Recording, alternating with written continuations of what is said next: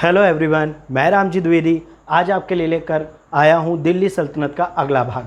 आप जैसे देखेंगे, इससे पहले के वीडियो में मैंने तुगलक राजवंश के बारे में बताया था और उसके प्रारंभिक शासक गयासुद्दीन तुगलक के बारे में जानकारी दी थी। अब जो अगला शासक है वो हमारा MBT अर्थात मोहम्मद बिन तुगलक है, जिसका शासनकाल 1325 ईस्वी से लेकर 1351 ईस्वी तक रहता है। इसने लगभग 26 वर्षों के शासनकाल के दौरान ऐसे कई महत्वपूर्ण कार्य किए जिसकी वजह से दिल्ली सल्तनत के महत्वपूर्ण शासकों में इसका नाम लिया जाता है। महत्वपूर्ण होने के साथ साथ ये दिल्ली सल्तनत का सबसे विवादास्पद शासक या यूँ कहें कि भारतीय इतिहास में सर्वाधिक विवादास्पद शासक के रूप में भी वर्णित है। ये विवाद क्यों है? आप इस विवाद की जड़ पे जाएंगे तो अक्सर विवाद जानकारी के अभाव में होता है। जानकारी का अभाव कैसे? मोहम्मद बिन तुगलक के समय आप देखेंगे कि इसे तीन इतिहासकारों का सानिध्य प्राप्त है जो इसके समकालीन हैं, जैसे इसामी जो फुतूह सलातीन लिखते हैं जो दक्षिण भारत में हैं, वहीं इब्न बतूता जो एक अफ्रीकी यात्री हैं 1333 में भारत आते हैं और अपना सफ़रनामा लिखते हैं जिसका नाम रहला है, और वहीं जियाउद्दीन बर्नी जिन्होंने तारीख़ फ़िरोज़शाही और फिर फुतूहात फ़िरोज़शाही नाम की रचनाएँ लिखी।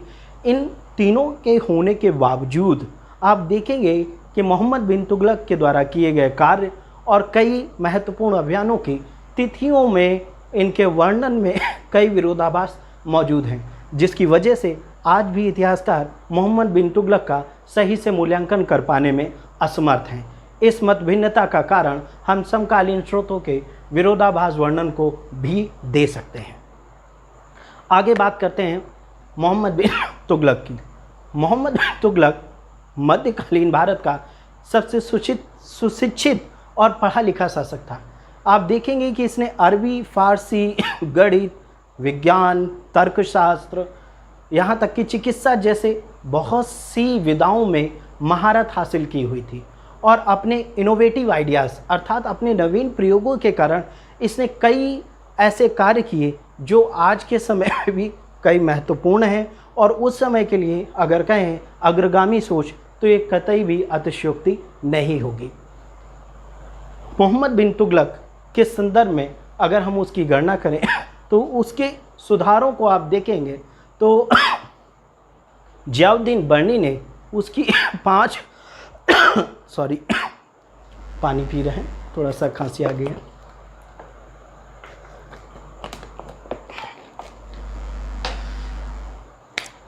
जियाउद्दीन बर्नी ने अपनी पुस्तक तारीख़ फ़िरोज़शाही में उसकी 5 योजनाओं का वर्णन किया है। उन 5 योजनाओं में आप देखेंगे तो 2 सैनिक अभियान और 3 प्रशासनिक परिवर्तन हमें देखने को मिलेंगे। उसमें आप योजनाओं का अगर देखेंगे कि किस प्रकार उसने दोआब में कर राजस्व की वृद्धि की, किस प्रकार उसकी अगली योजना सांकेतिक मुद्रा का प्रचलन, किस प्रकार उसने राजधानी परिवर्तन का फैसला लिया, ये इसके 3 प्रशासनिक कार्य, और अंतिम में 2 सैनिक अभियान जिसे खुरासान और कराचिल के अभियान में बांटा गया है। इनका तिथि क्रम आप बोर्ड में देखेंगे, मैंने लिख रखा है। अब इन परिवर्तनों का उस समय की परिस्थितियों में क्या प्रभाव पड़ा, क्यों ये असफल रह गए, इन सभी परिस्थितियों पर अगर हम विस्तार पूर्वक विचार करें तो सबसे पहले हम लेते हैं राजस्व वृद्धि जो दोआब पर की गई थी लगभग 1325-26 ईस्वी के आसपास। दोआब के राजस्व वृद्धि कोई नई बात नहीं थी। आप देखेंगे कि अलाउद्दीन खिलजी के समय ही लगभग 50% तक राजस्व की वृद्धि लगान में की गई थी। मोहम्मद बिन तुगलक दूसरा शासक था जिसने लगभग इतनी ही अधिक बढ़ोतरी करने वाला दिल्ली सल्तनत का द्वितीय सुल्तान। अब दोआब में कर वृद्धि इसलिए भी की गई क्योंकि ये सबसे ज़्यादा उपजाऊ क्षेत्र था, लेकिन इस वृद्धि का समय अनुकूल नहीं था। जिस समय ये वृद्धि की गई उसी समय वहाँ पर सूखा और अकाल पड़ गया, और लगान की जो वसूली थी वो बहुत ज़्यादा कड़े तौर पे की गई। अब लगान की वसूली के समय वहाँ विद्रोह हो गया। ऐसे में देखेंगे कि ये योजना पूरी तरीके से विफल हो गई। ऐसा नहीं है कि मोहम्मद बिन तुगलक ने कृषि कार्य में सुधार नहीं किए। इसके संदर्भ में मैं आपको आगे बताऊंगा कि उसने कृषि कार्य में क्या सुधार किए। बस योजना ये समझिए कि ये योजना अपना सही समय पे क्रियान्वयन ना होने की वजह से विफल हो गई। अगली योजना पर अगर आप ध्यान दें तो वो राजधानी परिवर्तन। राजधानी परिवर्तन का क्या? राजधानी परिवर्तन आप देखेंगे तो 1326-27 में आपको देखने को मिलेगा। ये राजधानी परिवर्तन क्या था? दिल्ली से लेकर एक अगली राजधानी बसाई गई जिसका नाम देवगिरी था और जिसे हम दौलताबाद के नाम से भी जानते हैं। इसको कुतलुग इस्लाम के नाम से भी जाना जाता है। इसको राजधानी बनाने का कार्य क्यों किया गया, ऐसा कई इतिहासकारों में इसको लेकर के मत भिन्नता है। जैसे आप देखेंगे कि इसामी हमें ये बताता है कि दक्षिण भारत अर्थात देवगिरी को राजधानी का बनाने का कारण था मोहम्मद बिन तुगलक को वो अशब्द पत्र जो उनकी दिल्ली की जनता द्वारा उसके राजमहल में फेंके जाते थे। और वहीं जियाउद्दीन बर्नी राजधानी परिवर्तन को लेकर एक समुचित बयान देता है जिसमें उसके केंद्रीय स्थिति का भी अवलोकन किया जाता है। अब ध्यान देने वाली बात यह है, मोहम्मद बिन तुगलक का जो साम्राज्य विस्तार था, आप देखेंगे कि उत्तर में हिमालय की तराई से लेकर दक्षिण में मदुरा तक पहुंच चुका था लगभग, और वहीं पूरब में गुजरात के क्षेत्रों से पेशावर और कलानौर के क्षेत्रों को लेकर के पश्चिम में आपका जो पेशावर गुजरात के क्षेत्रों को लेकर के पूर्व में बंगाल बिहार तक के क्षेत्रों तक पहुंच चुका था। ऐसे में इस विस्तृत साम्राज्य को केवल दिल्ली से नियंत्रित करना एक टेढ़ी खीर साबित हो रही थी। ऐसे में मोहम्मद बिन तुगलक ने शायद ये सोचा होगा कि देवगिरी की जो स्थिति है वो केंद्रीय बिंदु पर आएगी, और उस स्थिति का अवलोकन करते हुए उसने दौलताबाद को राजधानी बनाया होगा। और ऐसा नहीं है कि राजधानी बनाते समय उसने सभी को वहाँ पर स्थानांतरित होने की आज्ञा दी। आप देखेंगे कि उसने मैक्सिमम कुछ अधिकारी, कुछ विद्वानों को वहाँ बसाने का प्रयास किया। इसके दो कारण हो सकते हैं। एक, मोहम्मद बिन तुगलक बहुत समय तक दक्षिण भारत में रहा, उसने दक्षिण भारत के अभियान किए, उसे विजिट किया, तो उस क्षेत्र का लगाव भी होगा। दूसरा, दक्षिण भारत को एक जो मुस्लिम संस्कृति केंद्र बिंदु के रूप में स्थापित करने का भी उसका प्रयास रहा होगा। इसके साथ साथ प्रशासनिक दृष्टि से वो केंद्रीय स्थिति में रहती थी, अर्थात वहाँ से सभी जगह नियंत्रण स्थापित करना भी काफ़ी ज़्यादा आसान होगा, इसलिए उसने इसका परिवर्तन किया होगा। किंतु यहाँ पर आप देखेंगे कि ये राजधानी परिवर्तन भी उसका असफल होता है और इसमें बहुत ज़्यादा कोई तरक्की देखने को नहीं मिलती है। आप जब राजधानी परिवर्तन देखेंगे और इसका जो विरोध करते हैं वो यहाँ तक पहुँच जाते हैं। अकॉर्डिंग टू इब्न बतूता के अनुसार वो कहता है कि दिल्ली से जो अंधा व्यक्ति भी बचा था उसे भी घसीटते हुए ले गए थे दौलताबाद, जबकि इस तथ्य में कोई भी सच्चाई नहीं है। कारण है, आप देखेंगे कि इस राजधानी परिवर्तन के समय तख्तेगाह दिल्ली और तख्तेगाह दौलताबाद इन शब्दों का जिक्र आता है। ये शब्द वो हैं जो राजकीय टकसाल में उस समय मुद्रा छापी जा रही थी और जिसमें दोनों ही चीज़ों का विवरण दिया गया है। ऐसे में आप ये मान सकते हैं कि दोनों ही जगह समान रूप से उस समय आबाद थी, किंतु कई कारणोंवश ये राजधानी परिवर्तन सफल नहीं हो सका और इसका सारा का सारा ठीकरा मोहम्मद बिन तुगलक पर फोड़ दिया गया। इसकी अगली योजना पर बात करते हैं तो वो इसकी सांकेतिक मुद्रा का प्रचलन है। सांकेतिक मुद्रा का प्रचलन आप देखेंगे 1328 से 30 ईस्वी के बीच मिलता है। ये सांकेतिक मुद्रा प्रचलन है क्या, पहले आप ये समझिए। सांकेतिक मुद्रा का प्रचलन, जैसे कोई मुद्रा चल रही हो उसे हम मानकर एक अन्य मुद्रा चलाते हैं जिसका मूल्य उसी के बराबर रखते हैं, किंतु वास्तविक वो मूल्य नहीं रखती। तात्पर्य ये है कि मान लीजिए कि मैं चांदी का कोई सिक्का चलाता हूँ और मेरे पास चांदी का अभाव है, लेकिन मैंने ये नियम बनाया कि मैं जो तांबे का सिक्का चला रहा हूँ उसका मूल्य चांदी के बराबर है। इस प्रकार का ये सांकेतिक मुद्रा कहलाता है। सांकेतिक मुद्रा का चलन कोई नया नहीं था। इससे पहले चीन में कुबलाई खां जो 1260 से लेकर 1290 ईस्वी के बीच इस प्रकार का सफल प्रयोजन कर चुके थे। वहीं ईरान या फारस के शासक खैतूगू ने इसका प्रचलन तो किया था, किंतु वो इसमें सफल नहीं हो सके। मोहम्मद बिन तुगलक भी इन्हीं से इंस्पायर अर्थात प्रभावित होकर इस जो इनोवेशन आइडियाज़ या नवीन प्रयोग को अपनाने की कोशिश किया। इसके दो कारण थे। पहला कारण आप देखेंगे कि उस समय लगभग संपूर्ण विश्व में चांदी जैसे कीमती धातु का अभाव हो चुका था। ऐसे में लोगों ने चांदी को एकत्र करना शुरू कर दिया। मोहम्मद बिन तुगलक ने भी चांदी के स्थान पर तांबे और कांसे का मिश्रित टंका चलाने का प्रयत्न किया, जो सांकेतिक मुद्रा का रूप लिया। लेकिन यहाँ पर चूक बस इतनी थी कि इसमें बहुत ज़्यादा जो सुरक्षात्मक मानक हैं उनको शायद नहीं अपनाया गया, जिसकी वजह से बाज़ार में बहुत ज़्यादा जाली मुद्रा आ गई। और बरनी तो यहाँ तक लिखता है कि हर हिंदू का घर जाली टकसाल बन चुका था। यहाँ पर आप देखेंगे कि बरनी एक खास चश्मे से देख रहा है, जिसे बस हर टकसाली घर किसी तथाकथित वर्ग से ही संबंधित आता है। जाली मुद्रा ना तो किसी आम जनता की थी, ना कोई इसमें व्यक्ति विशेष जुड़ा हुआ था।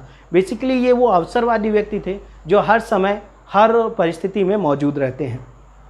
आप यहाँ देखेंगे कि एक तो कारण ये बताया गया सांकेतिक मुद्रा प्रचलन का, दूसरा ये बताया गया कि मोहम्मद बिन तुगलक को एक बहुत बड़ी सेना रखनी थी और उस सेना को रखने के लिए भी इस प्रकार के राजस्व की वृद्धि करना था।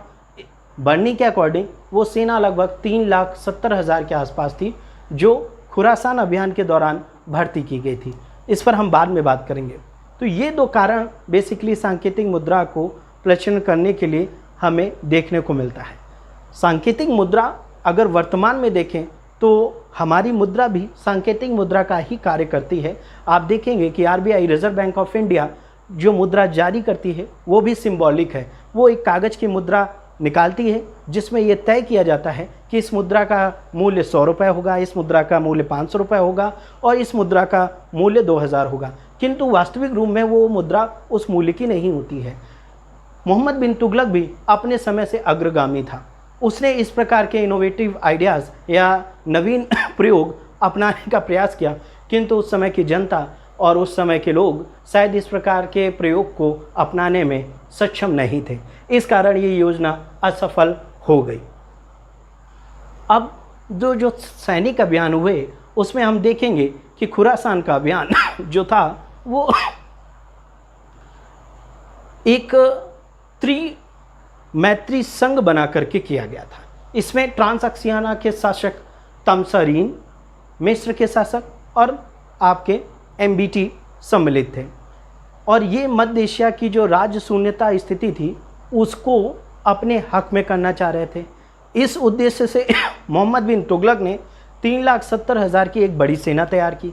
उसे 1 साल का अग्रिम वेतन भी दे दिया गया। किंतु जब ये अभियान अपने पराकाष्ठा पर पहुंचता उससे ही पहले ट्रांसअक्सियाना की राजनीति में परिवर्तन हो चुका था। तमसरीन राज सत्ता से हट चुके थे। इस प्रकार ये योजना कभी परिणित रूप से हो ही नहीं पाई।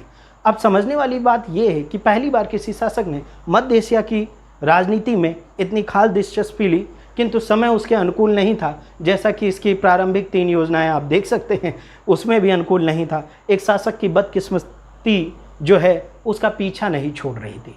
ऐसे में इस अभियान का भी इसको दोषारोपण करना कोई समझदारी वाली बात नहीं होगी।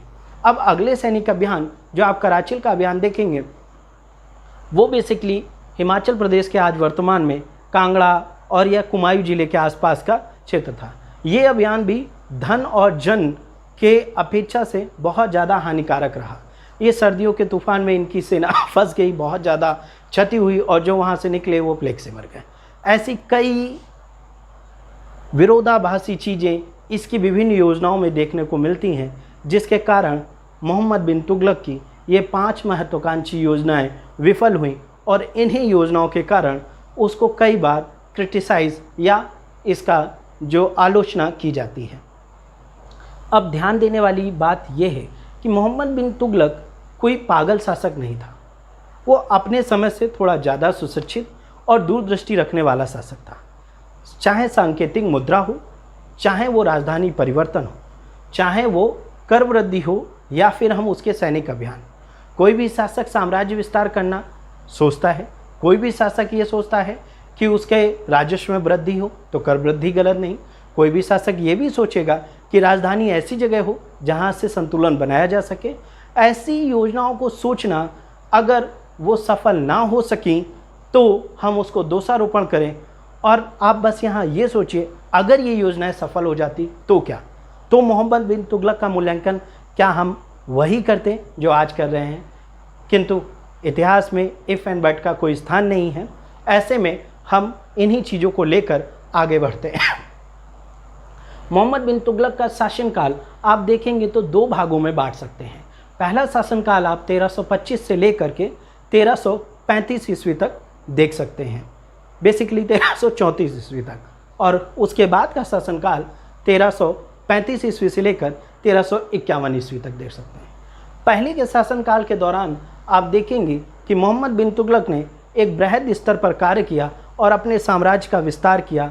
उसने दिल्ली सल्तनत को और ख़ासकर उत्तर और दक्षिण भारत का समन्वय स्थापित कराया, इन दोनों का मेलजोल बढ़ाया, एक विस्तृत साम्राज्य की संरचना का निर्माण किया।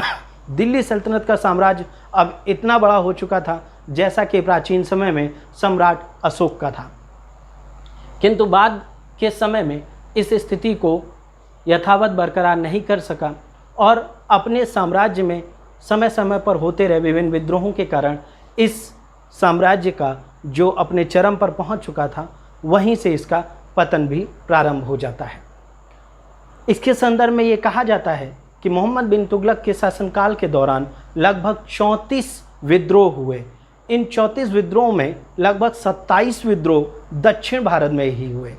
इनके प्रमुख विद्रोहों में आप देखेंगे तो बहराम का विद्रोह, बंगाल के शासक गयासुद्दीन का विद्रोह और दक्षिण भारत के शासकों का विद्रोह, सदाए अमीर सरदारों का विद्रोह, इन सब विद्रोहों ने एक तरीके से दक्षिण भारत को दिल्ली सल्तनत से एकदम पृथक कर दिया था और एक 3 नवीन राज्य सामने आ रहे थे। हिंदू संस्कृति को नेतृत्व करते हुए विजयनगर साम्राज्य 1336 ईस्वी में देखने को मिलता है, जो हरिहर और बुक्का नाम के 2 भाई स्थापित करते हैं। वहीं 1347 ईस्वी में बहमनी साम्राज्य हमें देखने को मिलता है, जो बेसिकली काकतीय डायनेस्टी के वारंगल क्षेत्र में भी इस्टेब्लिश होता है। कृष्णा और तुंगभद्रा के ये 2 नदियों के किनारे 2 अलग अलग संस्कृति, 2 अलग अलग साम्राज्य को रिप्रेजेंट कर रहे थे। इसके साथ ही माबल क्षेत्र, जिसे आप मदुरा के नाम से जानते हैं, वो भी एक नए सांचे में तब्दील हो रहा था। मोहम्मद बिन तुगलक इन विद्रोहों को दबा न सका और इससे कारण दक्षिण भारत का जो साम्राज्य था वो दिल्ली सल्तनत से लगभग अलग हो चुका था। वहीं बंगाल भी स्वतंत्र स्थिति में आ चुका था और अब वो दिल्ली सल्तनत के हाथ से निकल चुका था। इसके साथ जब आप देखेंगे कि मोहम्मद बिन तुगलक ने कई अन्य अभियान किए, जैसे कि नगरकोट का अभियान, जो लगभग 1334 के बाद देखने को मिलता है। इस अभियान के दौरान उसने विजय प्राप्त की, किंतु वहाँ के मंदिर को कोई भी नुकसान नहीं पहुँचाया। ऐसे ही इसने पेशावर और कई क्षेत्रों को विजित किया। इसका साम्राज्य विस्तार तो काफ़ी ज़्यादा हो चुका था। इस साम्राज्य विस्तार के बाद अगर हम इसकी प्रशासनिक नीति पर ध्यान दें तो मोहम्मद बिन तुगलक ने एक बहुत ही उन्नत प्रशासनिक व्यवस्था को बनाया था। जैसा कि आप देखेंगे कि राजत्व के सिद्धांत को जिस प्रकार अलाउद्दीन खिलजी ने डेवलप किया और राज्य और धर्म का पृथकीकरण किया, उसी प्रकार मोहम्मद बिन तुगलक ने भी अपने शासन के नियमों में काफ़ी ज़्यादा परिवर्तन किया। इसने राज्य और धर्म को बिल्कुल अलग किया। उलेमा वर्ग को राजनीति में हस्तक्षेप करने का कोई अवसर प्रदान नहीं किया। अपने शासन संचालन के दौरान इसने निम्न कुली, इसके साथ अन्य मंगोल और हिंदू लोगों को भी उनकी योग्यता के अनुसार अपने शासन में सहभागी बनाया। जैसा कि आप देखेंगे कि धारा नाम का एक सेनापति दक्षिण भारत में मोहम्मद बिन तुगलक के समय ही था। धारा के अतिरिक्त रतन सिंह एक अन्य हिंदू पदाधिकारी था। इसी प्रकार साई राज जैसे कई लोग जो अपनी योग्यता के बल पर, ना कि जाति श्रेष्ठता या किसी अन्य नीति के तहत राज्य सत्ता के इस पद पर आसीन हुए थे, बल्कि वो अपनी कर्मठता, अपनी योग्यता के आधार पर इस स्थान को प्राप्त किया था। किंतु आप देखेंगे कि 1340 ईस्वी में मोहम्मद बिन तुगलक ने सांकेतिक रूप से मिस्र के खलीफा से अपनी जो अधिकारता, वैधता थी, उसे प्राप्त करने की कोशिश की और खलीफा के एक वंशज लगभग दिल्ली में आए, उनका भव्य स्वागत किया गया और इसी उपलक्ष्य में इन्होंने अमीर उल मोमिनीन और जिले इल्लाह की उपाधि धारण की। खास ही इन्होंने कई सिक्के भी जारी किए जिसमें खलीफा के नायब जैसी उपाधियों को भी ग्रहण किया। बेसिकली इस समय खलीफा की बहुत ज़्यादा हैसियत रह नहीं गई थी, किंतु उलेमा वर्ग के बढ़ते दबाव के कारण और अपनी सत्ता को और वैधता देने के कारण, प्रजा में अपनी जो स्थिति है सामान्य करने के कारण इस प्रकार की नीति का अनुसरण मोहम्मद बिन तुगलक ने किया। प्रशासनिक सुधार के बाद आप इसके आर्थिक सुधार पर ध्यान देंगे तो इसने आर्थिक सुधारों का भी एक श्रृंखला स्थापित की। दिल्ली सल्तनत का ये पहला शासक था जिसने राज्य की आय व्यय का ब्यौरा तैयार कराया, अर्थात रजिस्टर तैयार कराया। इसके साथ ही इसने दीवाने अमीर को ही की स्थापना की, अर्थात दीवाने को ही ये कृषि विभाग से संबंधित क्षेत्र था जिसके तहत जो कृषि योग्य भूमि नहीं थी उसे कृषि योग्य भूमि को बनाना था और इसका जो प्रमुख था उसे अमीर को ही कहा जाता था। इसके तहत राज्य ने लगभग 70 लाख टंके खर्च किए। किसानों को तकावी, जिसे हम सोनधर या ऋण कहते हैं, प्रोवाइड किया गया ताकि किसान इसका प्रयोग कर कृषि क्षेत्र में वृद्धि करें। जैसा कि वर्तमान समय में आप देखेंगे कि विभिन्न सरकारों द्वारा एग्रीकल्चर लोन प्रोवाइड किया जाता है, उस समय ऐसी व्यवस्था इन्होंने उपलब्ध कराई थी। यहाँ पर ध्यान देने वाली बात है कि इस योजना को एक लंबा वक्त चाहिए होता है और शासन का सहयोग चाहिए होता है, किंतु ना तो मोहम्मद बिन तुगलक इसे इस लंबा समय दे पाया और ना ही शासन के पदाधिकारियों ने इसे अपनी जो कुशल क्रियान्वयन क्षमता से था उसे लागू नहीं कर पाए। इसका अधिकतम पैसा तो गबन में चला गया और जब तक मोहम्मद बिन तुगलक इस संदर्भ में कोई ठोस रणनीति ले पाते तब तक वो विविध समस्याओं में ग्रस्त हो गया था। ऐसे में आप देखेंगे कि जियाउद्दीन बर्नी से एक बार मोहम्मद बिन तुगलक कहता है कि मेरा जो राज्य है वो रोगग्रस्त हो गया है, उसे ज्वर होता है, मैं उसे ठीक करता हूँ तो उसका हाथ पैर दर्द देने लगता है, और अगर उसका पेट दर्द होता है वो ठीक करता हूँ तो उसके पैरों में दर्द होने लगता है। इस प्रकार उसका जो शरीर है, अर्थात उसका जो राज्य है, एक ही समय पर विविध बीमारियों से जकड़ चुका है। इसका निदान क्या है कि वो एक तलवार लेकर इसको काटता रहेगा जब तक कि वो चूक ना जाए, और जितना ये बढ़ता रहेगा उतना ही ये निर्दयी होता रहेगा। इस प्रकार देखेंगे कि मोहम्मद बिन तुगलक ने अपने समय अपने राज्य को काफ़ी ज़्यादा कार्य करने और काफ़ी ज़्यादा आगे बढ़ने का प्रयास किया, किंतु इसमें वो सफल नहीं हो सका। अब इसकी धार्मिक नीति पर बात करते हैं। मोहम्मद बिन तुगलक के समय दिल्ली सल्तनत का एक धार्मिक सहिष्णु स्वरूप हमें देखने को मिलता है, अर्थात हम इसे धर्मनिरपेक्ष राज्य की संकल्पना भी कह सकते हैं। दिल्ली सल्तनत में ये पहला सुल्तान था जिसने हिंदुओं के त्योहारों में सम्मिलित होने का प्रयास किया, खासकर होली जैसे त्यौहार में ये शामिल हुआ करता था। इसका विवरण हमें इस्लामी द्वारा मिलता है। इसके साथ साथ ये विभिन्न धर्म के मतावलंबियों के साथ वाद विवाद करता था, जैसे कि जैन धर्म से संबंधित जिन प्रभु सूरी और राजशेखर, इनसे संबंधित भी वार्तालाप करता था। ये वो पहला सुल्तान था जिसने अजमेर के ख्वाजा मोइनुद्दीन चिश्ती की दरगाह और बहराइच की सैयद सलार गाजी की दरगाह पर यात्रा की थी। इसके साथ ही इसने अयोध्या में शेख रुकनुद्दीन और उनकी दरगाहों का निर्माण कराया था। अपने समय के शेख निजामुद्दीन देहलवी से इनका विरोध था, किंतु इस सब चीज़ों को ध्यान में रखते हुए आप देखेंगे कि दिल्ली सल्तनत का ये पहला सुल्तान था जिसने अपनी हिंदू प्रजा के साथ सहिष्णुता की नीति, अर्थात धर्मनिरपेक्षता की नीति का भी पालन किया। अब आप देख चुके होंगे कि मोहम्मद बिन तुगलक ने सैनिक सुधार के साथ साथ इसका सैनिक विजय, इसकी प्रशासनिक नीतियाँ, इसकी धार्मिक नीतियाँ, इन सब कई कार्यों के तहत इसने एक बृहद स्वरूप बनाया था अपने साम्राज्य को ठीक करने के लिए, और अपने कार्यों के द्वारा इसने अपने साम्राज्य का बहुत ज़्यादा विस्तार भी किया था। किंतु अपने सनकीपन, जिसे लोग इतिहासकार कहते हैं कि उसमें सनकीपन का अंश था, उसमें विरोधाभास तत्वों का मिश्रण था, वो एक रक्त पिपासु था, वो उसमें पागलपन का एक अंश था अकॉर्डिंग टू एलिफिस्टन महोदय। ऐसे कई जो कहते हैं हम उसे उपाधियों से उसे विभूषित किया गया। यहाँ पर आप राजमुंद्री का लेख भी देखेंगे जिसमें इसे दुनिया का खान कहा गया। इसके अलावा बुजले हिक ने इसे धनवानों का युवराज कहा। इसने इसके अतिरिक्त विदेशों से मैत्री संबंध भी स्थापित किए। आप देखेंगे कि इसने चीन से, ईरान से, ख्वारिज्म से दूतों का आदान प्रदान किया। 1342 ईस्वी में इसने इब्न बतूता को अपना राजदूत बनाकर चीनी शासक के पास भेजा था। ऐसे ही कई डेलीगेट्स इसने विभिन्न समय में विभिन्न देशों को भेजा।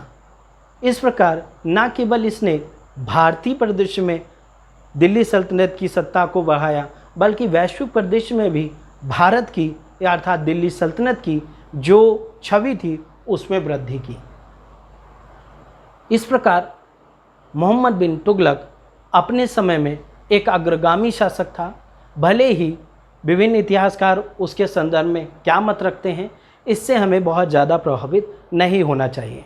एक बात आप देखेंगे कि अकबर के समकालीन इतिहासकार बदायूनी कहते हैं, खासकर इनकी मृत्यु पर, कि मोहम्मद बिन तुगलक जब मरा तो उन्होंने ये कहा कि आज प्रजा अपने शासक से और शासक अपनी प्रजा से मुक्त हो गया। ये उद्बोधन ये कहने के लिए पर्याप्त है कि ये दोनों ही एक दूसरे से त्रस्त थे और दोनों ही एक दूसरे को बर्दाश्त नहीं कर सकते थे। हकीकत कुछ अलग हो सकती है जिसका मूल्यांकन करना इनके समकालीन स्रोतों और अन्य तथ्य सामग्री को प्राप्त करने के बाद किया जा सकता है।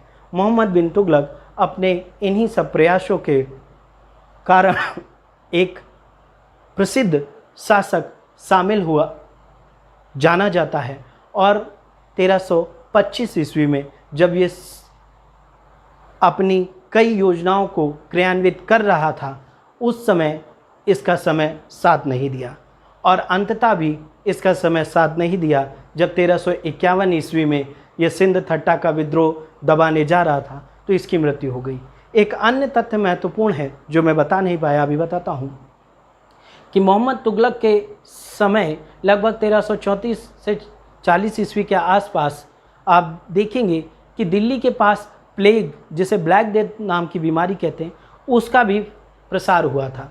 इस प्रकार एक महामारी का प्रसार भी इसके शासनकाल में आया और इस वजह से इसे दिल्ली छोड़ना पड़ा। दिल्ली से 80 किलोमीटर दूर गंगा नदी के किनारे कन्नौज के पास स्वर्णद्वारी नाम के स्थान पर ये लगभग 2 वर्षों तक रहा और वहाँ से शासन सत्ता संचालन किया। इसने इस स्थिति को देखते हुए ये दिल्ली सल्तनत का पहला सुल्तान था जिसने अकाल संहिता का निर्माण कराया और ऐसे ही ना जाने कितने कार्यों को मोहम्मद बिन तुगलक ने अपने शासनकाल के दौरान कराया। इस छोटे से वीडियो में उन सभी कार्यों का उल्लेख कर पाना संभव नहीं है, लेकिन आई होप जितनी भी जानकारी आपको दी गई वो पर्याप्त होगी। अगली कड़ी में हम फिरोज शाह तुगलक के बारे में पढ़ेंगे। धन्यवाद।